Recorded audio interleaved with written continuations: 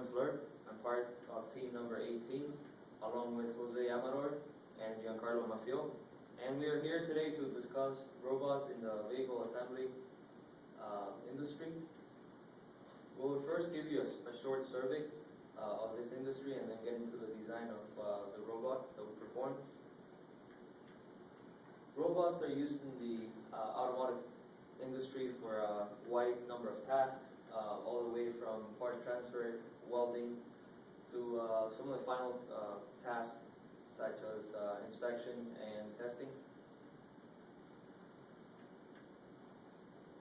The first benefit that comes to mind when you think of robotic systems in the automobile industry is reduced labor costs. Additionally though, they provide high accuracy and fast production speeds, and they operate in hazardous environments, avoiding humans to have to perform those tasks. They also handle heavy machinery, and they are scalable for future production expansions. In the past 30 years, robots have become increasingly profitable. Today they practically pay for themselves. Some of the major developments during this time have been in controllers that can handle an increasing number of axes, as well as controllers that can synchronize the movement of multiple robots. Other improvements have been in vision guidance, intuitive user interfaces, and safety features for human interaction. Two of the largest robotics companies today working in automotive assembly are FUNUC and ABB Group. ABB Group doesn't only centralize on robots, it also does general power solutions, but FUNUC is actually the primary distributor of robots for automotive assembly in the United States. The assembly methods before robots were actually, vehicles were all handmade essentially. Every single vehicle had different parts, even the sheet metal would vary minimally depending on the actual person who actually bent your fender into place. As time progressed, the assembly line became more popular, and once it was perfected, it essentially took over and allowed for consistency of the product that you're producing. Contributions from robots range widely. They have both positive and negative effects. The primary positive effects is the consistency that they allow you to maintain when it comes to producing a product, as well as the velocity and the reduced resources that you need to expend to actually produce the product. The negative effects is that costs a lot of lives, a lot of jobs, because it renders several assembly line positions obsolete. Current research and development is mainly geared towards making robots a little safer for humans to be around in the assembly line. Some of this is accomplished by utilizing series elastic actuators to isolate the joints between the motor and gearbox. They're also using multi-layer torque sensing, which actually allows the robot to determine what type of contact it's making once it comes into contact with the surface, whether it's just a graze, whether it's actually something solid, something soft, and programming can then tell it how to react accordingly. There's also a big push to refine the safety standards and the analysis from which they're conducted, because it doesn't account for some of the more modern technology. And future developments, they're trying to reintegrate the human element back into the assembly line. There's a big call for reconfigurability. There's more and more demand for robots to actually be able to handle more families of parts without too many modifications. And along with that, they want more precise calibration and more precise end effectors in order to be able to perform more delicate tasks. And there's also a big push for more intuitive reprogramming, so that the person on the assembly line, which might not necessarily have the same technical expertise as the original programmer, can still reprogram it for different tasks on the fly. As far as the robot design, we were given 3 constraints.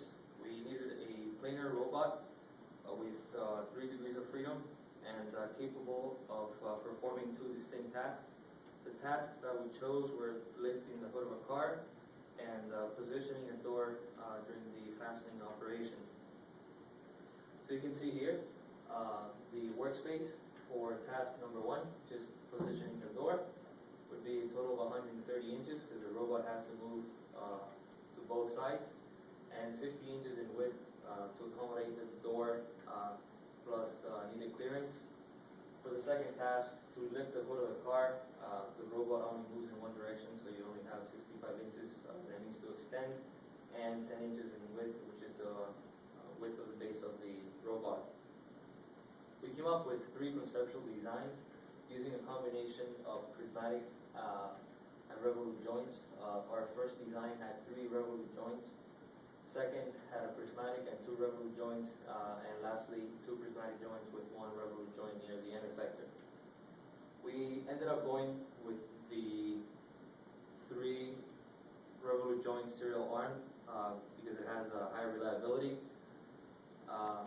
These joints also provide a smaller footprint, overall footprint for the robot, and they're more flexible as far as reprogramming for future tasks.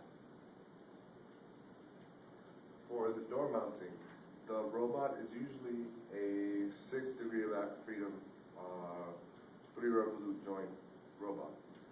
The purpose for this is to be able to pick up a door from a pile and then pull it off and then place it at a specific angle and position relative to the car's frame. This allows for secure bolting and fastening of the door to the vehicle for production. For inverse calculations, we took into account link lengths of 42, 40, and 12 inches. The initial and final positions are both going to be vertical for the horizontal for the end effector. And it is essentially going to take the door, pull it out horizontally, flip it around, and then place it, again, horizontally on the other end.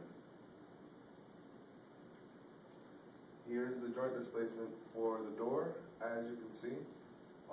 It essentially mirrors the same motion, just on the other side to place the door.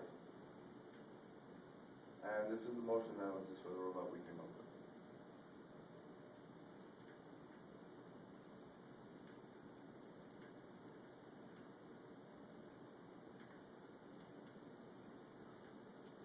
Here you can see a quick little video of a robot performing the second task we set out. Instead of lifting the hood in order for another robot to come in and apply sealant to the inside of the engine compartment.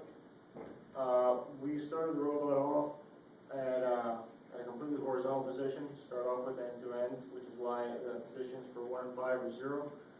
Link lengths obviously remain constant, and the end effector angles for position 2, 3, and 4 are 180 degrees. Since that's needed to actually maintain the hood in position until it's actually placed again. You can see the joint displacements for the hood tasking, and you can see the symmetry involved in the task. And here's the motion analysis of the task where you see come up, lift up the hood, and then place it back in the same order. And here you can find a list of our references if there's any need for you to find any additional material. And thank you very much.